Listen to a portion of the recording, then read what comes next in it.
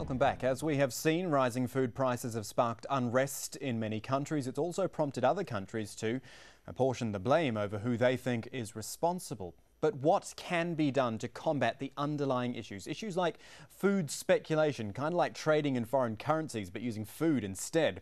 With vast amounts of money flooding the world's commodity markets, hedge funds and small investors are making their presence felt. They're betting on agricultural markets from Peru to Vietnam, and to put it quite simply, they are making a killing. You've got rising demand for biofuels and restrictive trade barriers in Europe and the US. They're not helping either. And then there's the issue of waste in the developed world. In the UK alone, some 6.7 million tonnes of food is thrown away at a cost of $20 billion each and every year. That creates false demand and helps keep prices artificially high. Still with us, our guests in New York, Marion Nessel, in Bonn, Vandana Shiva, and in Cairo, Heba Kandil. Ladies, thanks for staying with us. I'm going to go to New York now and speak to Marion Nessel. I brought up a few issues there. Let's start with that last one I mentioned, the issue of waste. I mean, it's really quite abhorrent, really, that there is so much food wasted when, as we always say, there are so many people going hungry and there is apparently a food shortage in the world. How do you think that issue of waste can be addressed, this habit of waste? Well, I think it's going to be addressed as food prices go up. People will buy more food and will use it more efficiently. So that's going to happen. But the real problem here is to try to develop some kind of sustainable agriculture system that works for people over the long term. I think what the World Food Program is doing is solving the crisis in an immediate way, but in the long term, people have to be able to grow their own food and do it in a sustainable way. And that's really where the efforts need to be focused right now, starting immediately.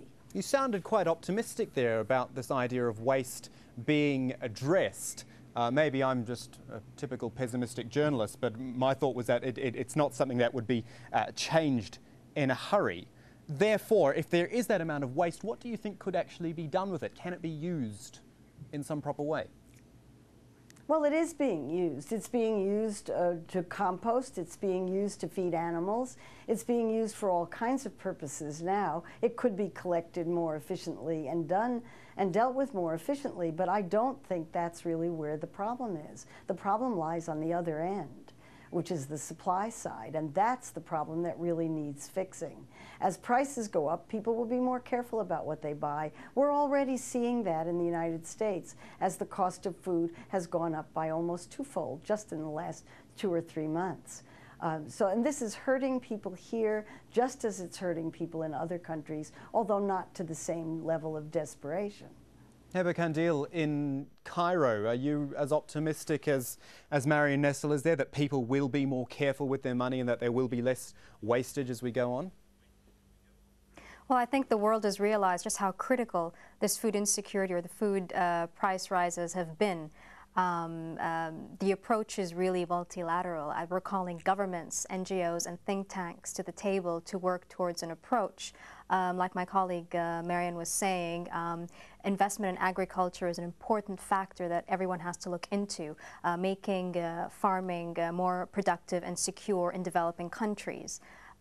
But of course, immediately we do have to realize we have to help vulnerable people in the immediate sense as well, immediate sense and in the long term. But we have every reason to be optimistic. We've got a lot of donor contributions that have responded to our appeal. We've managed to fund around 62% of that $756 million funding shortfall. So really, it is call for optimism, like you say. Okay, I want to stay on this issue of waste for a moment. Go back to Vandana Shiva in Bonn. My thought from here, sitting in a studio here, is that in the developing world, that waste is much less of a problem, that what they have is used much more efficiently. What and how could the developed world learn from that? Well, the first thing is, when you have local biodiversity as your food base, knowledge about how to use every part of a plant, and if you are meat eaters, every species of fish, every part of an animal, you have no waste. I go to Bengal, I go to Kerala in India, every part of the banana is used, from the flower to the stem to the fruit. In mustard, we use the leaves, we use the seed for oil.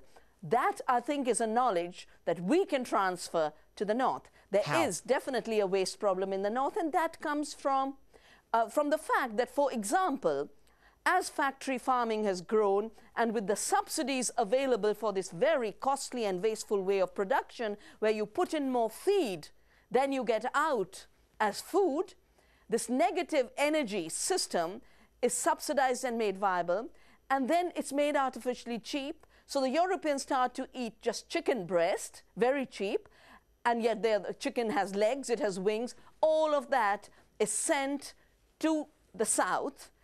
But the small poultry farmer, which used the poultry to control pests in their field and used every part of the chicken, if they're meat eaters, suddenly aren't able to sell their chicken in the local market because of this dumping. So the waste of Europe, in fact, is killing people in the South by robbing people of livelihoods in agriculture and livestock production. So then how would you transfer that knowledge? You talk about that knowledge which is there. How would you personally put this into action and transfer it to the North, as you say? Well, I do that all the time. I run a small school called the School of the Seed on our ecological farm. We run courses, we run classes to be able to tell people both in India and the world that monocultures and single function of plants and animals is a highly wasteful way to use the energy that these plants and animals have absorbed in their lifetimes. We need diversity, and we need multifunctional, multi-purpose use of everything, and we need to be able to conserve every element of food. The wastage that is so prevalent now in Europe and North America comes out of the fact that the factory farming system, industrial agriculture system, with its huge subsidies of $400 billion a day every year, more than $1 billion a day, $400 billion a year and $1 billion a day, is leading to very costly food being available cheap.